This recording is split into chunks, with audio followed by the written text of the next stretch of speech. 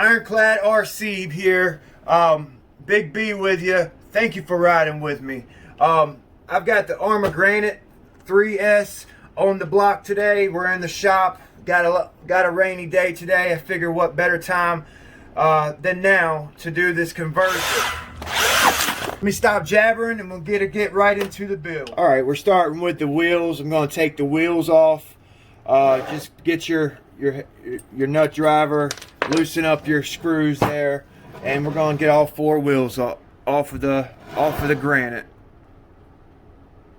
All right, we got all four wheels off. What better place to start than the front?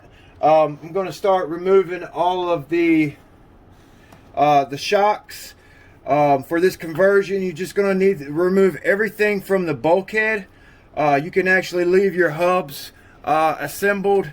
That way you could keep up with it. If you ever want to switch the granite, switch from the Outcast back to the granite, everything will be together. I suggest getting like a Ziploc bag to put your hubs, your drive shaft, shocks, Camber Links, put it all in there. That way you don't lose it. And if you ever want to go back to the original granite. So I've got the shocks undone there. Next we're going to try to get the Camber Links off. Get this guy here off. Going to do the other side as well.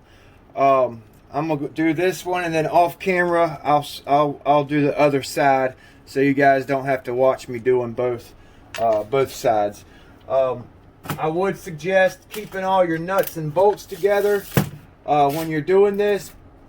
So this is my shocks and Camber Link pile. Now you got to take your steering off the steering rack. There's just one screw there to remove the linkage. Get that screw out the way, and we've got everything dropped off of the bulkhead. I've got all three of the screws out for the rear bulkhead. To get this skid plate off, we've got to pull this back, get it lifted up and pull it off so we can access the hinge pin brace. And we're going to start removing the shocks, Camber Links and drive shafts, just like we did it. Now I'm taking the wheelie bar off. You guys don't have to do this, but I am. I have the I've got a new another wheelie bar and wing to put on. All right, we got the skid plate off the rear and the wheelie bar. Once you take that off your truck, you've got to be careful with the rear bulkhead, because it is loose. You don't have any screws there, so keep that in mind when you guys are doing this conversion. What I'm doing now is I'm taking off all the swing arms, just like the front. Once I get all this off, I'll show you the bare chassis, and then we'll begin putting the Outcast swing arms on. All right, got one side off. I'm pulling this other side.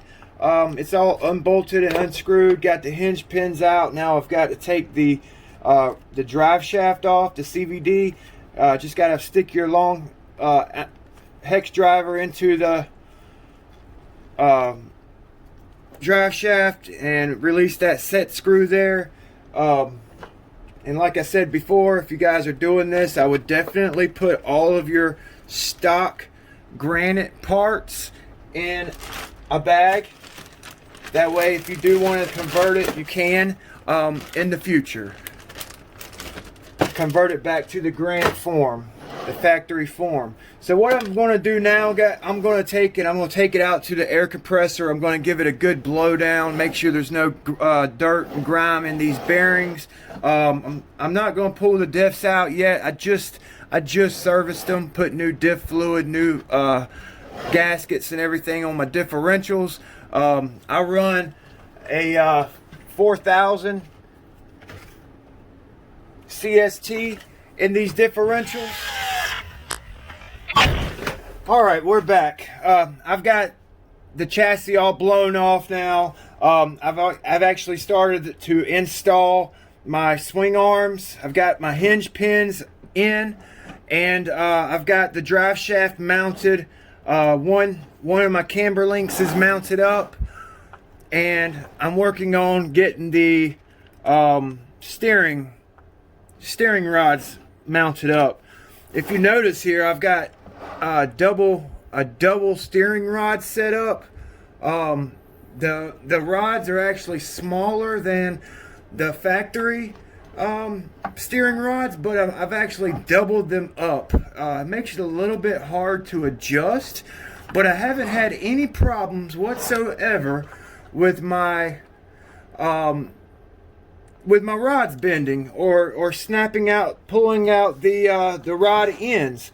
So I actually just doubled them up with the on the steering here. I had a lot of trouble with this in the past on my Creighton, and I've got the double rod set up on my Arrma Creighton 4S, and I've got it on this new Outcast build, and I really like the way it performs, and you can't really beat it, really. A lot of you guys are probably like, oh, you can't adjust it, you can't adjust this, you can't adjust that. It just takes a little bit more time to adjust. Alright, about got the front swing arms and everything connected. I am running the Hot Racing shock bodies on the front of this truck.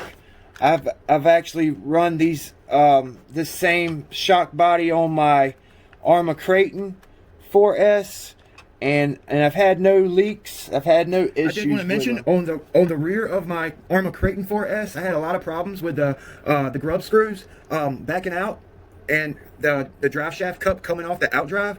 So they only sent one grub screw per outdrive. So there's a place to put two, so I've actually put two 4mm grub screws on this outdrive, and I've had no problems or issues with it. Also on the rear, I've the Traxxas Rustler has a wide swing arm kit, and you have to have the wide Camber Links. So I'm using the wide Camber Links. It's I think it's 70mm Camber Link with Traxxas ends for my rear swing arm. Also, if you'll notice, I built my own shock rod end out of aluminum. I had a lot of problems with these shock rod ends failing, just breaking, popping out. The shock shaft would come out of a perfectly brand new, perfectly fine shock rod end, and so I kind of got fed up with it. They don't have droop screws for your swing arm, so I made my own. I put a grub screw. Let's see if you can see that other one. I put a grub screw to hold the shock rod end in. That's a big problem I had with this, with my Creighton, was the shocks wanting the rod ends wanting to pop out. So that was my fix. I hope you find that helpful. Alright, got the swing arms and shafts, everything's in place, front and rear. That's about what you should have so far on your build if you're following along. Now we're going to start working on the rear skid plate and seeing how we could put the wing and wheelie bar. All right, I've gotten to the wheelie bar and wing part of the build.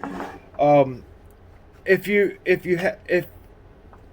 want to do this conversion and you want a wing on your Outcast, then the factory granite wheelie bar will not work as far as I know. They look similar and they look. All right, I'm back, and I was just trying out this body on the Outcast. I don't think the factory or stock granite body mounts are going to work for this build. As you could tell, the back of the truck body is jacked way up. It doesn't look right to me, so we're going to take the wing back off, and we're going to put the Creighton body mount system on. I wanted to show you the difference in the Outcast and Creighton body mount and the Granite body mounts. It's a much lower profile body mount, and I think I'm going to go with the Creighton Outcast. All right, you guys, I got the body mounts on. The Arrma Outcast and Creighton body mount. It actually does look a lot better with this body mount, and the holes actually line up really nice. You can actually adjust these. It gives you more adjustability with this Outcast and Creighton body mount system. So I think I'm going to go with that on the rear, and the front seems to be pretty good. It looks pretty good to me. I may do a little bit of adjustments here and there and fine tune it, but for this build, for me personally, I think that's perfect.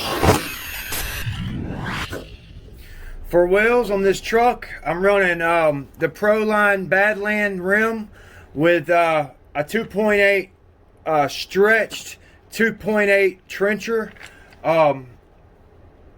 which has been an awesome tire, especially on this 3 and 4S platform. I was running the Badlands on my 4S Creighton, and I had a lot of issues with differentials stripping gears and stuff. That, along with some of the heavier weight fluids that was recommended through some of the guys on YouTube. But ever since I've switched the differential and running a lower weight differential fluid, I've had no problems with the differential since then. I'm new to this YouTube channel. Like and share if you like some of my content. My goal is just to have fun with you guys, and let you follow along with some of my builds. I've got a Delta Force 35 build going on. It's a boat build, and we're going to have it in the water very shortly. So yeah, thank you for tuning in. Subscribe and like. Big B Ironclad RC. Thank you for riding with me.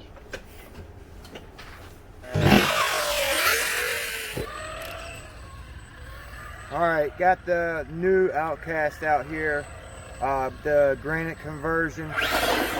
I'm thinking that we're going to have to put more power in it with these bigger wheels and that smaller brushless motor. It's just not enough power for this truck.